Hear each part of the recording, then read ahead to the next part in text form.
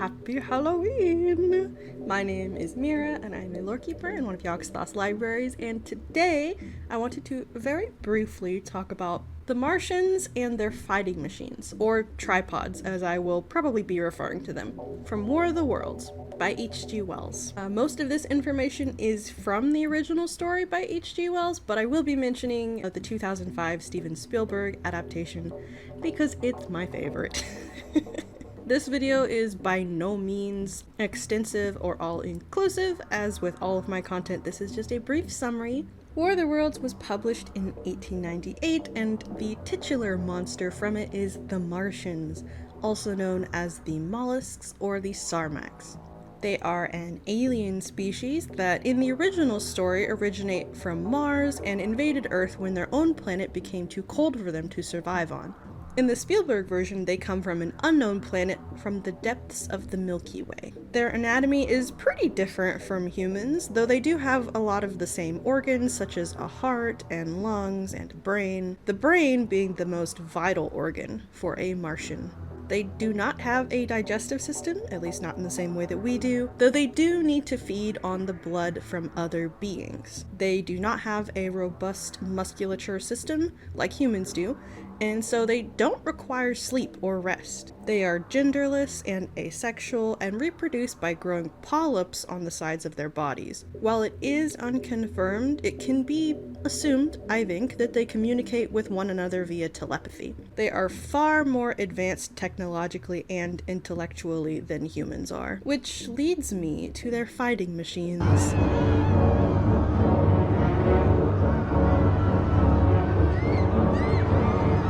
In the Spielberg version, the aliens resemble their fighting machines, which are called tripods.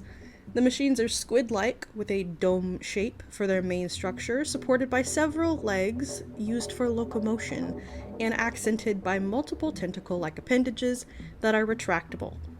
In the 2005 movie, they have been stored deep underground for eons, and when they emerge, they stand about 150 feet in height. They have an energy shield, 2 heat rays which disintegrate living organisms, leaving only ash and non-organic material such as clothing behind. The machines make a foghorn-like noise, which has got to be one of my favorite pieces of sound design in any piece of media ever.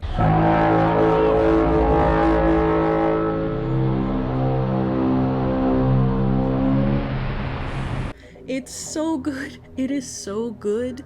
I love it so much. In the book, it's described as an aloo, or like a siren call. It can be assumed that this is in order to communicate with the other tripods or ships in the area, and I think that Spielberg really did that particular aspect of the tripods, the fighting machines, justice, because they definitely is just otherworldly, intimidating sound. They also have 3 to 4 headlights, cages in the rear of the vehicle to store their human prey, and 2 sprayers, which are used to fertilize the ground and propagate the red weeds. The purpose of the red weeds, or red creeper as they are also known, is not really certain. The Spielberg movie does make it appear as though the spread of the weed is very intentional, so it can be assumed that they're using it to make Earth more habitable for them, or more to their liking, like a kind of terraforming. That's all just my own speculation, however. The weeds eventually did turn gray and brittle, perhaps dying to the same exact bacteria that would thwart and later wipe out the Martian invaders. But yeah, that's just like a super basic, brief summary of the Martians and their tripod mechs from the War of the Worlds. A lot of other pieces of media have been made based on the War of the Worlds, and they expand on it in different ways. So yeah, I just really wanted to talk about this. I hope you all had a nice spooky season. If you enjoyed this, leave it a like or perhaps a comment, subscribe maybe. You all know the drill. Super special thank you as always to my channel members, especially Loremasters, PwNaGeDOTexe, and General Jehuty. May Yogg grant you all the knowledge you seek, my friends. Friendly reminder, I do have a Patreon. If you hate YouTube ads as much as I do, you can join there for free and watch all of my videos without ads. Anyway, thank you again so much for watching. Sorry this was so short.